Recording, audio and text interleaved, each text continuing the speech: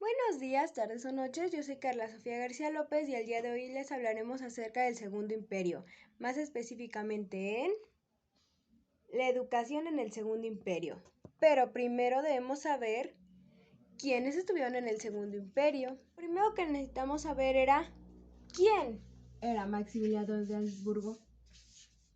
Bueno, como sabemos, Maximiliano era el archiduque de Austria, sin embargo, dejó ese puesto por venir a México.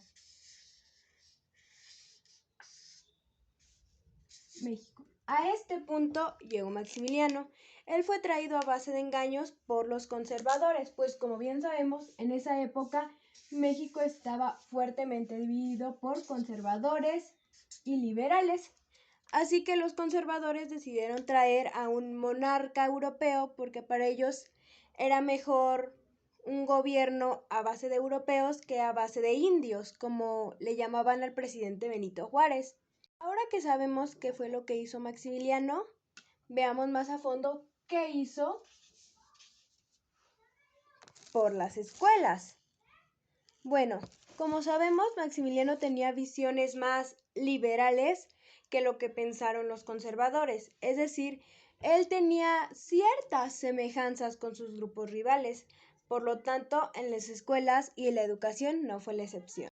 Como primer mandato, Maximiliano, en 1965, en diciembre, lanzó una ley de instrucción pública que constaba de 5 títulos, 20 capítulos y más de 138 artículos, donde decía detalladamente qué era lo que buscaba en la educación. Como primero podemos decir que Maximiliano veía a la educación primaria como obligatoria. Es decir, todo niño de entre 5 a 10 años debía de asistir a la escuela. Todo esto porque se buscaba a una sociedad más civilizada y menos analfabeta. Además que se comenzaron a dejar las tareas, que era algo que no se estaba acostumbrado en la educación mexicana, pues no lo veían correcto o simplemente lo veían para después. Además que se comenzó a trabajar en la relación que debían de tener los profesores y los padres de familia, porque como sabemos, para tener una buena educación se necesita de una buena educación en la escuela y una buena educación en la familia. Es decir, si tu papá te enseña los valores, te enseña modales, tú todo eso lo puedes llevar a la escuela.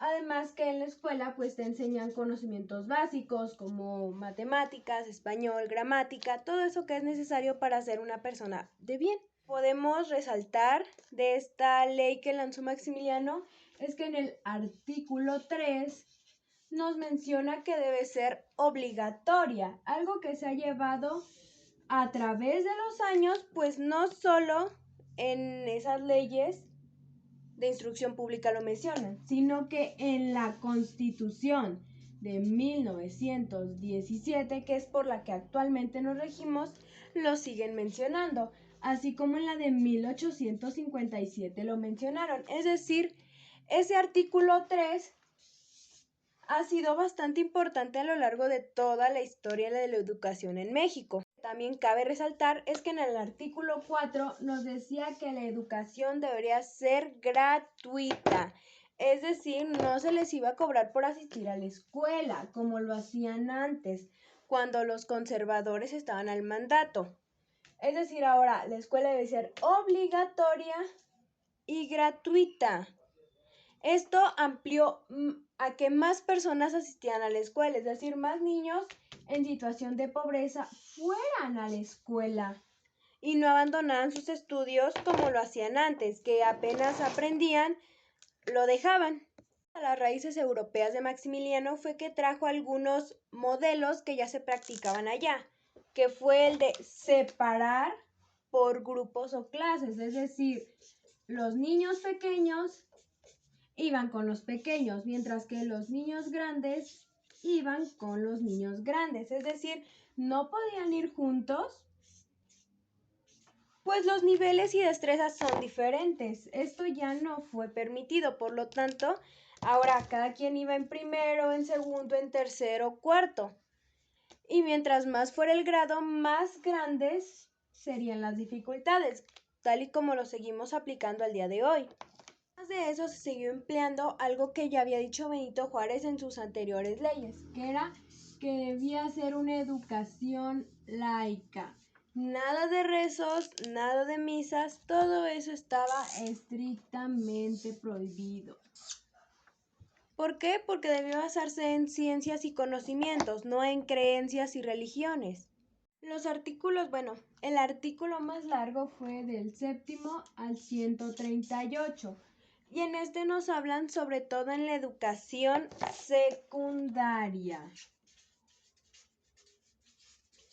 que la podemos ver como la rama en la que Maximiliano basó la mayoría de sus leyes, pues quería que en estas se enseñaran oficios, es decir, carpintería, electricidad, contaduría, cosas que al día de hoy seguimos viendo, solamente que se les conoce como talleres. Esto se amplió ya que ahora enseñan cocina, enseñan secretariado, gramática, cosas más abiertas que te dan una oportunidad que si dejas la escuela secundaria, tú puedas seguir viviendo a través de un oficio. Claro, eso ya no es factible, pero en aquel tiempo fue una idea revolucionaria y extraordinaria. Pero si se preguntan si solamente ayudó a los alumnos, se equivocan, porque a los docentes, a ellos les dio un más alto ingreso, es decir, les pagaban más por su trabajo. Además que recibían prestaciones, y fue más factible el enseñar, pues antes hacían falta maestros por lo mismo de que les pagaban menos y no tenían un horario fijo. Ahora su horario fijo solamente eran horarios laborales.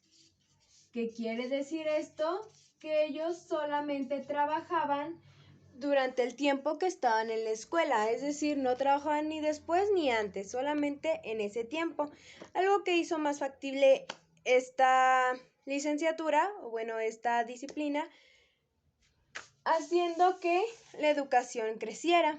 Como pudimos ver a lo largo de este video, Maximiliano hizo cosas muy buenas por la educación, cosas que al día de hoy se siguen utilizando. Es por ello que debemos agradecerle por las cosas buenas que hizo, y no sin antes recordar que si no sabemos el pasado, o no lo entendemos, o no lo conocemos, eso no evita que se sigan haciendo las cosas que hicimos en el pasado. Por ello es importante conocer la historia. Así que espero verlos pronto y aprendan de su historia, porque alguien que no conoce su historia está destinado a cometer los mismos errores. Hasta luego y muchas gracias por su atención.